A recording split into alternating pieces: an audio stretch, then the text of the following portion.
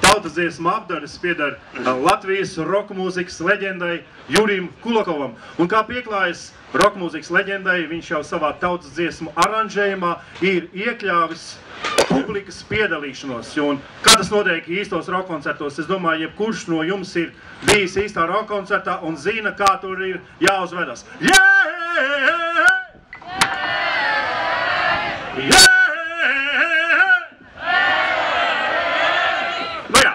Īstenībā būs mazliet savādāk, bet jebkurā gadījumā mēs sagaidām jūsu piedalīšanos. Tātad nākamā tautas dziesma arī pēdējā šī koncerta daļā. Tās vadmotīvs varētu būt mums visiem ļoti tūs.